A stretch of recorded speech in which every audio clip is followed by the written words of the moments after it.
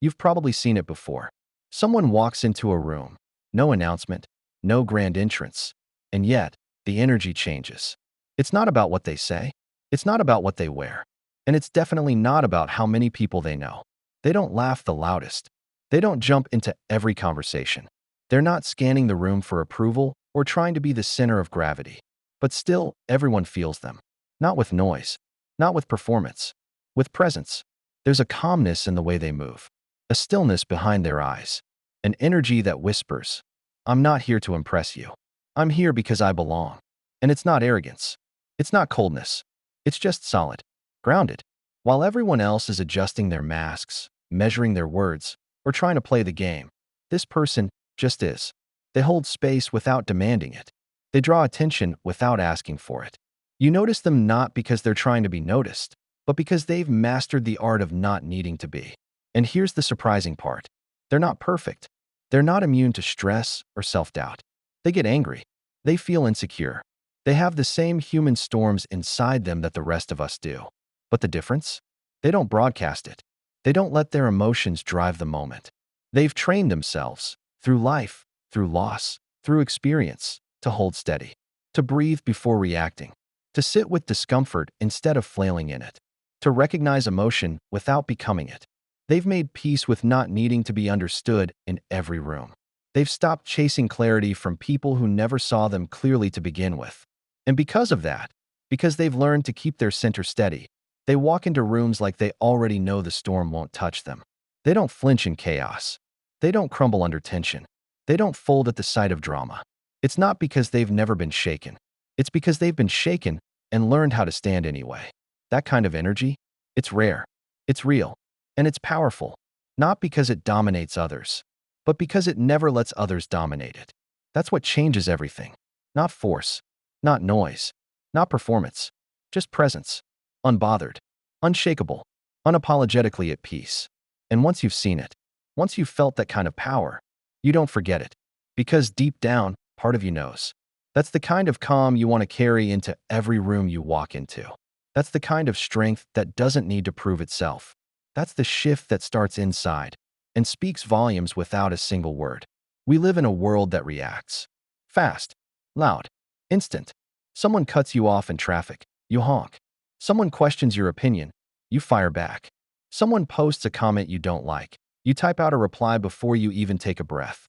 And the wild part is, we've come to believe that's normal. We've equated reaction with strength.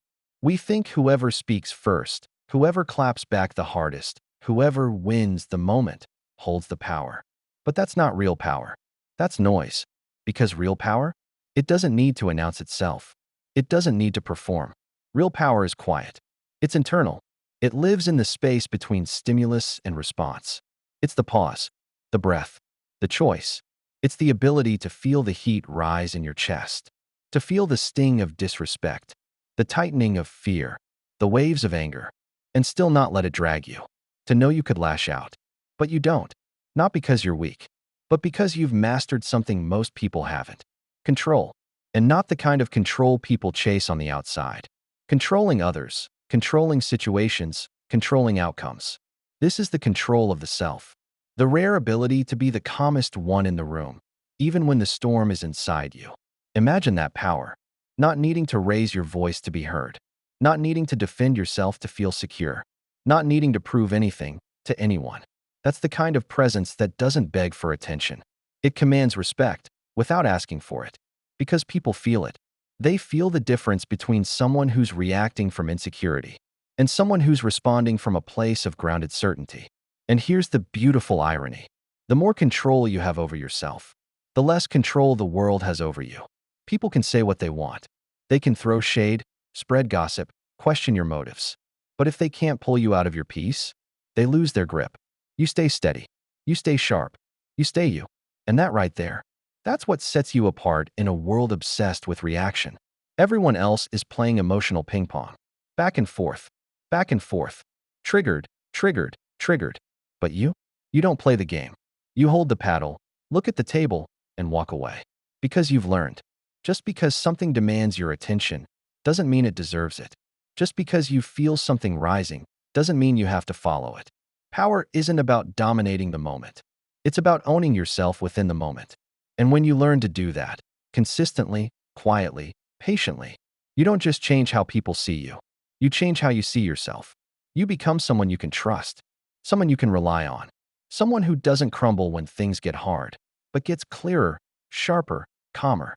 Because when everything around you feels loud and chaotic, the one who stays composed, they don't just stand out, they lead. Let's clear the air on something most people misunderstand. Acting unbothered doesn't mean you're pretending. It doesn't mean you're numb, emotionless, cold, or disconnected from reality. It doesn't mean you don't feel the sting, the tension, the burn. You do. You feel it deeply. You're just no longer owned by it. Because there's a difference between feeling something and performing it. Most people don't know that difference.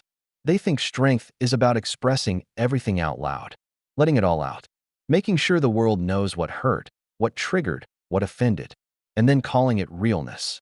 But here's the truth. There's nothing fake about holding your ground. There's nothing fake about choosing silence over spectacle. You can feel disappointment and still not need to make a scene. You can feel hurt and still not seek revenge or recognition for it. You can be shaken on the inside and still walk out the door with your head high, your peace intact. That's not fake. That's not a weakness. That's maturity. That's strength. Because let's be honest, we live in a culture of overexposure. Everyone broadcast, every wound. Every slight turned into a story. Every emotion uploaded, analyzed, dissected for clicks and validation. But when you choose to keep some things to yourself, to protect the sacred parts of your inner world, that's not hiding. That's sovereignty. You don't owe your emotions to everyone who provokes them. You don't have to explain your silence. You don't have to post your pain to prove it's real. You don't need to give a reaction just because someone's trying to get one. And if they say you're cold, let them. If they say you've changed, maybe you have. If they say you should speak up, clap back, fight back, ask yourself, for what? For the approval of people who don't even understand you? For the validation of people who wouldn't hold your peace if they had it? There comes a point where you realize, just because someone throws a stone doesn't mean you have to pick it up. Just because someone pokes doesn't mean you have to flinch. You can hear the lie and not correct it. You can feel the rejection and not shrink from it. You can see the game and choose not to play. Not because it doesn't touch you, but because it doesn't define you. Because when you truly know who you are, you stop performing your identity for other people to clap for it. You don't need everyone to get it. You don't need their version of the story to match yours. You don't need their understanding to confirm your reality. That's when you become powerful, because they can misjudge you, misunderstand you, misrepresent you, and you still walk with clarity.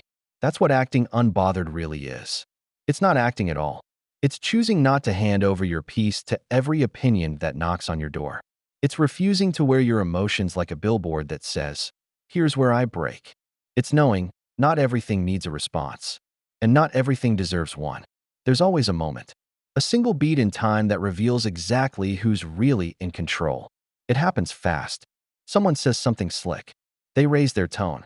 They poke, prod, try to throw you off balance. You feel it rise inside you.